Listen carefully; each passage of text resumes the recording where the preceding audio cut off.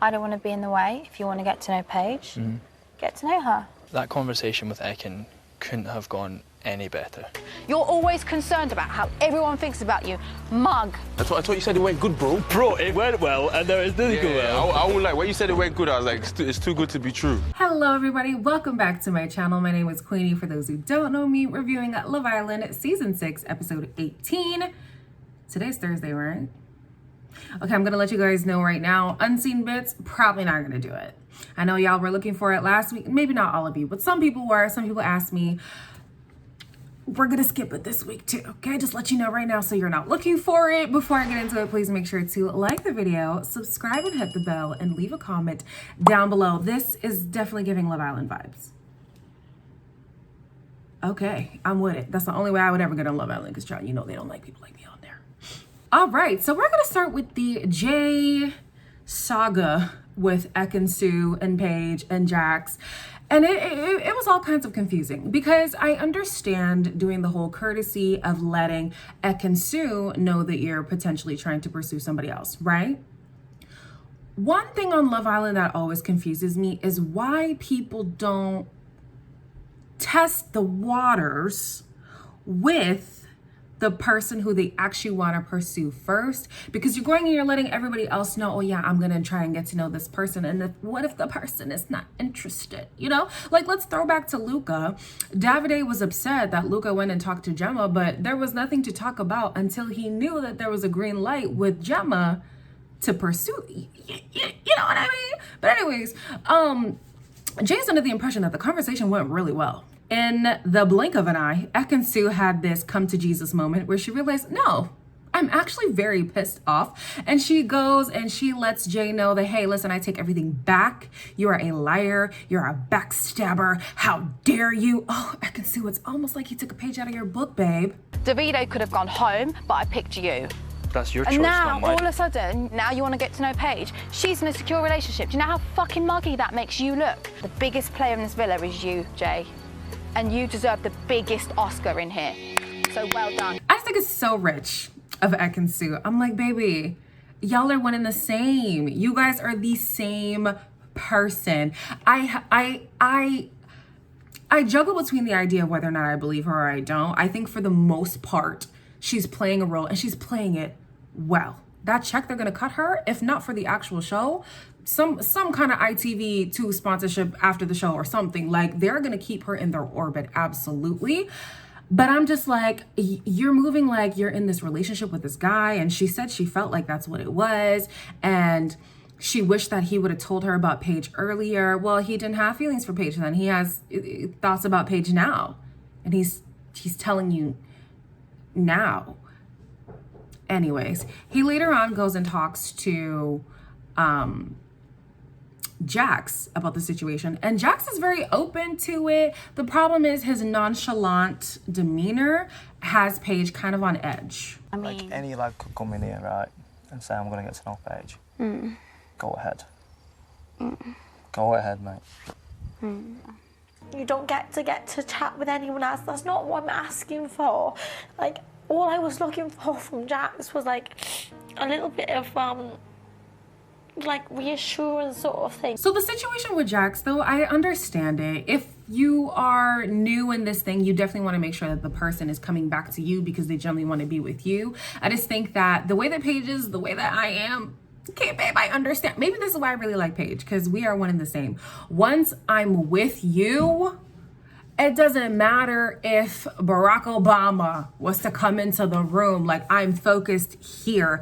And so I do think that it was a premature attachment, but I understand her feelings. Like, it's natural. And it's not that Jax was saying, oh, you know, just go ahead and go explore anything else, but he really wanted to put the relationship to the test.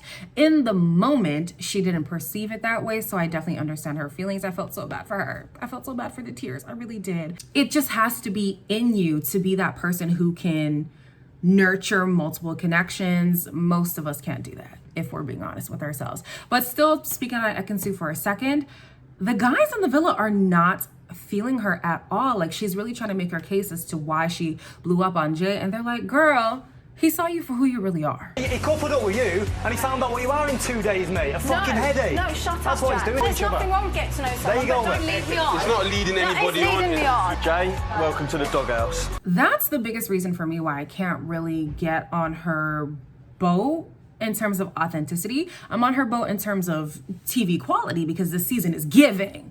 But the people who see her every single day question her motives, question her character. So we who only see, 7 minutes cumulatively of her day, I feel like we have the right to question her motives if they do. Another person whose motives I question is Tasha. Tasha. If you have a pulse and you look in Tasha's direction, she will give you attention. If you're open to conversations, then that's all I need, really.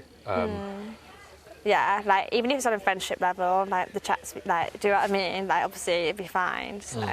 Would your head turn? Is your head just like at maybe like a 90-degree angle? Would you go on another date with him? Probably, yeah. I don't know. And I know I got some Tasha warriors in these comments, child. I don't even bother to talk to y'all because y'all be saying some things that didn't even come out of my mouth, okay? But one thing that we can all agree on is if you look Tasha's direction, she gonna look back at you. And she gonna say, ooh, what you saying over here? That's just Tasha. You feel how you feel about her. You could be a Tasha vigilante, but we all know that that is a universal truth, okay? So she's considering Charlie as an option. No surprise here. Next morning, before I get on to the dates, I'll talk about Danica and Davide. Danica and Davide are fumbling through this connection, and like, I can't tell if Davide actually likes Danica, but because he leads with attraction in that I am attractive and I am attracted to you, it's hard to tell what's authentic and what's not. So what's gonna happen to me? To you? Yeah. Oh, I don't know. Well, we're just still like vibing, chatting. Okay, vibing, yeah. Yeah. Okay. Yeah, but also, I mean, since now, you know. Oh! Honestly, where that kiss came from is anyone's guess is as good as mine. So I kind of just rolled with it, went with it, and I think it was a good icebreaker, you know? Nobody saw that coming. I'm still looking for where it came from. I have no idea. And then later on in the episode, he's talking about, you know, in order for him to see if he likes Antigone, he has to kiss her as well. What? And the girls had just finished talking about, oh, you know, Davide doesn't just give out kisses like that. You must mean something to him. No. He likes attention. He likes his ego being stroked. All right. Danica's doing that. And the poor girl, like, she really has nowhere else to put her energy, so she just has to put up with it. Davide, like, I like his one-liners. I like when he riles up Ekin-Su, but him isolated from those two situations, it's a wrap for me, dog.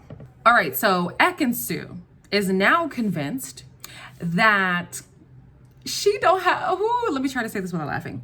She doesn't have a type anymore because now she's gonna pursue Charlie and it's not about looks.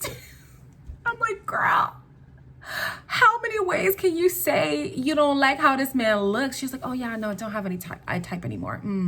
It's not about looks. And even Charlie's kind of catching on. He's like, so is it just because I have a pulse? Like, why do you even like me? I could go back to Davide like that. I know that I could get him back. But Do you think yeah, that? bloody hell yeah.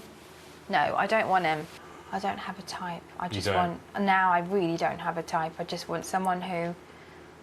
Just anything you can get? No, not really. What were the boxes that had to be ticked out of interest? The fact that you are someone who's my I've got age. a pulse. Now, next morning, Charlie gets 2 dates. And at this point, I'm actually really starting to feel bad for Danica. The way she came in was a blindside to the rest of the cast. And then she didn't really get as warm of a reception as the next 2 people that came in after her. She didn't get to have solo dates like the next 2 people that came after her. Like, damn, give the girl a chance. I feel like the people in the villa had already put her to the side. I don't know what it is about her that they're just not warming up to, but the only person really that's giving her energy is Davide. But yeah, I'm just like, man, even Charlie's getting dates and Danica didn't? Damn. Anyways, he picks Tasha and Ekin-Su being the first person. And I'm like, thank God Thank God Charlie had those glasses on, because one thing about Ekin-Su, if she likes you, she's gonna talk about your eyes, but she didn't even have the opportunity to do that, which means she ain't attracted to him, okay? Because she would have been like, oh, take off your glasses. Oh, wow, your eyes are so big. We know Ekin-Su. We know how she plays the game. While that is going on, back and on the ground, I guess. I don't know. This villa is so damn big. I don't know where everybody is. But Jay finally pulls Paige aside and actually has a conversation to see if there is interest there. He was being very respectful. He didn't push the boundary too much, probably because he heard that she was kind of distressed over the whole situation. But Paige is open. You were the first person like I was quite drawn to, like, and then I remember like you sat next to me in the fire pit. Oh yeah. Yeah, you were on my. You were on my left. I'd be open to like having some more conversations with him for sure, but at the same time, like, I'm still gonna do my thing with Jax, still get to know them both. Paige, listen.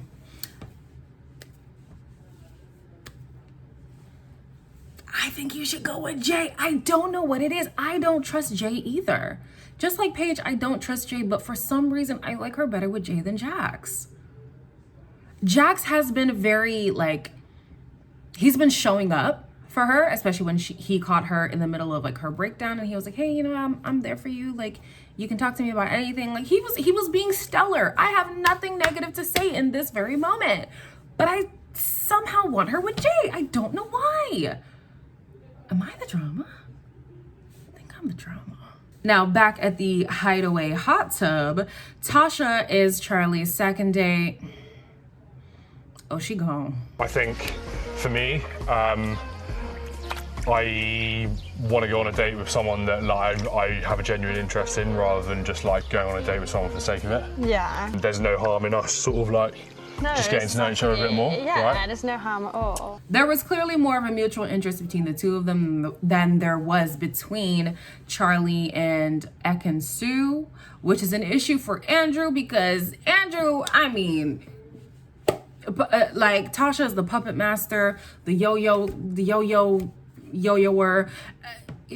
He just has to bend at the will of Tasha. When she sees somebody else, she runs away. When they want to pursue something else, she runs back to him, and he's just there to receive every time. There's going to be a recoupling in the next episode.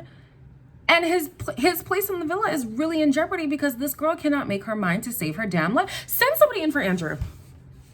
I feel like Andrew is absolutely a bump on a log. He's boring to me. He's definitely a supporting character for most of the people. But at this point, I'm so sick of how Tasha just is so wishy-washy with him. I want him to have a genuine interest and actually have a conundrum where he would have to pick Tasha out of choices, not out of obligation. This is exhausting, Tasha.